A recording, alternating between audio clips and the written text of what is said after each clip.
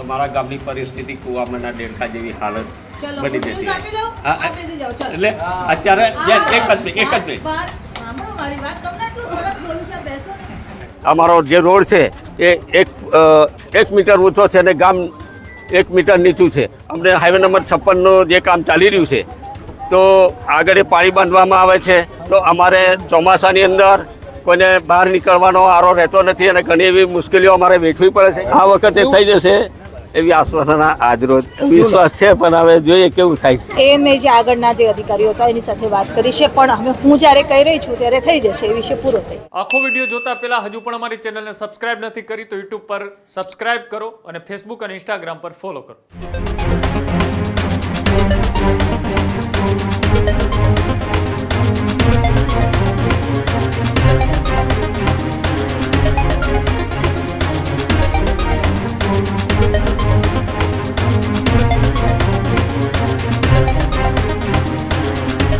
છોટાઉદેપુર, દાહોદ અને સાઈડના વિસ્તાર એટલે કે બોડેલી તાલુકાના પાણેજ ગામે ચૂંટણી સભામાં લોકોના વેદક સવાલ.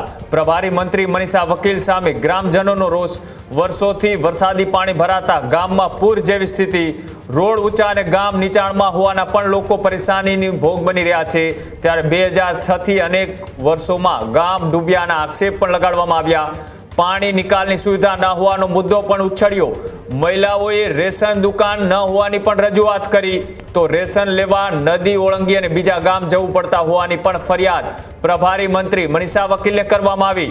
મંત્રીએ રજૂઆતો ગાંધીનગર મોકલવાની પણ કરી માંગ.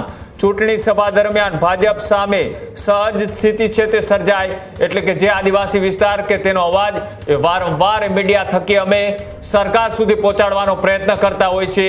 નળ ગટર રસ્તાની વાત હોય, પાણીની સુવિધાઓની વાત હોય કે પછી એ ત્યાં એમ્બ્યુલન્સ ન પહોંચતી અને જોડીમાં લઈ જવા માટે મજબૂર થતા ગ્રામજનોની સમસ્યાની વાત હોય, આવા તમામ મુદ્દાઓની ચર્ચાઓ વારંવાર અમે કરતા હોઈએ છીએ. પણ ક્યારેક આ મુદ્દાઓ ગાંધીનગર સુધી કોઈ સાંભળવા માટે તૈયાર નથી હોતું. પણ જ્યારે એ પ્રભારી મંત્રી મનીષા વકીલ એ સ્થાનિક સ્વરાજની ચૂંટણીના મત માંગવા માટે એ ગામોની અંદર પહોંચ્યા ત્યારે ગ્રામ લોકોએ તેમને સીધા જે સવાલો કર્યા અને સવાલો કદાચ એ મંત્રીને નહીં ગમ્યા હોય પણ કદાચ એ ત્યાંની વરવી વાસ્તવિકતા છે. લોકો લાંબા સમયથી આ જે ઘટનાઓ છે તેની વાત એ પહોંચાડવાનો પ્રયત્ન કરતા હતા, પણ ગ્રામની અંદર જ જ્યારે મંત્રી પહોંચ્યા હોય ત્યારે સીધા સવાલ તેમને થવા એ સ્વાભાવિક હતું. અને જ્યારે સવાલો પૂછવામાં આવ્યા ત્યારે મંત્રીએ શું જવાબ આપ્યા આ વખતે પણ જોઈએ. જો રહી ગઈ હોય જે વર્ષોથી પેન્ડિંગ હોય બોલો. અમારા ગામની અંદર 2006, 2008, 2012 અને છેલ્લા 22માં જ્યારે પાણી આગળથી આવે છે ત્યારે આ અમારા ગામની પરિસ્થિતિ કુવામાંના દેડકા જેવી હાલત ચલો બની હું જતી. આપી દઉં બેસી જાઓ ચલો એટલે અત્યારે એક જ મિનિટ સાંભળો મારી વાત તમને આટલું સરસ બોલું છે બેસો ને બોલો. ચલો બીજું બી બોલીશ આપ બોલો.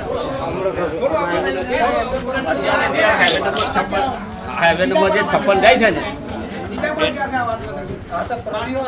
મારે શું છે બેન કે આ રેલ પાણીનું સંકટ આવે છે ને આ તારીખો ઘણી બતાવી, આ વર્ષ ઘણી બતાવ્યું ને એની અંદર આગળથી જે પાણી આવે છે ને અહીંયા ઘેરાવ કરે છે. અત્યારે અમારું ગામ 3 ફૂટ નીચું છે અને આવનારા રસ્તો છે ને એ 4 ફૂટ ઊંચો આવે છે. એટલે અમારે સરકાર સીધા મને એ આપે જ છે, સરકારનો મેં આદર નથી. હા, એટલે અમારે પુલની માગણી છે, પુલની 1 કિલોમીટર પુલની માગણી છે. પાણીના નિકાસ માટે 1 કિલોમીટર પુલની જરૂર છે. એટલે પાણી અહીં જતી રહે નહીં તો તમે લખી રાખો એક વસ્તુ લખી રાખો. જ્યારે પાણી આગળથી આવે છે, જેવી રેલ જેવા સંકટો આવે છે ત્યારે અમારા ગામની પબ્લિકની કુવામાંના દેડકાની જેવી હાલત બની જાય છે. કારણ કે અમારો જે રોડ છે એ 1 મીટર ઊંચો છે અને ગામ 1 મીટર નીચું છે. હાલની પરિસ્થિતિ જોવા જતાં અમને હાઈવે નંબર 56નું જે કામ ચાલી રહ્યું છે તો આગળ એ પાણી બાંધવામાં આવે છે તો અમારે ચોમાસાની અંદર કોઈને બહાર નીકળવાનો આરો રહેતો નથી અને ઘણી એવી મુશ્કેલીઓ અમારે વેઠવી પડે છે. જેથી કરી આજના દિવસે આપણા ગુજરાતમાંથી મંત્રી શ્રી પધારેલા એમને આ રજૂઆત કરવામાં આવે છે અને હાલ અત્યારે કામ પૂરજોશમાં ચાલી રહ્યું છે તો અત્યારે જ એની દરખાસ્ત થાય અને આવનાર દિવસોની અંદર આ મને પુલ મળે એવી અમારી પુલની માગણી 2006 2008 2012-13 અને 2022-23 રજૂઆત કરી તો શું પરિણામ નહીં આવતું? બેને મને આશ્વાસન આપી છે કે આ થઈ જશે. આટલા વર્ષોથી નહીં થયું હતું. અમે અગાઉ પણ PWને ઠરાવ આપી ચૂકેલા છે પણ એનું કંઈ મોં માથું જણાતું નથી અને અત્યારે જો આ કામ થાય તો ગામને લાભદાયી બને એવી અમારી અપેક્ષા છે. દર વખતે વચન આપે છે થઈ જશે તો કેમ થતું નથી એનો કોઈ જવાબ? હવે ઉપરના જ જાણે આ વખતે થઈ જશે એવી આશ્વાસન આજરોજ બેને મને લાગે છે તમને થઈ જશે એવું? દર વખતે જિલ્લા પંચાયત ભાજપનું શાસન હતું, ફરી પાછું આશ્વાસન આપ્યું છે, શું કહેશો? થશે ખરી? કેવું લાગે તમને?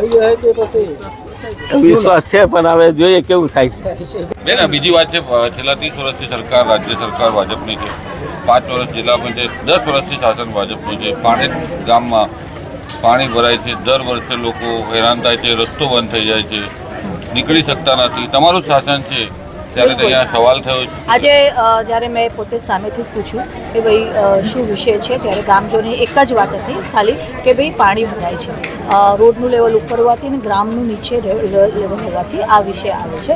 પણ વરસાદી કાસ નાખીને આ પાણીનું જે વરસાદી પાણી આવે છે બહારથી એનો કેવી રીતે નિકાલ થાય એનું અવશ્ય પ્લાનિંગ થઈ શકે છે અને આ કામ થઈ શકે એવું છે કે બહુ મોટું કામ નથી, જિલ્લા પંચાયતથી આ કામ થઈ શકે. 10 વર્ષથી શાસન જિલ્લા પંચાયતમાં છે, કેમ ના થયું પાણીનો નિકાલનો?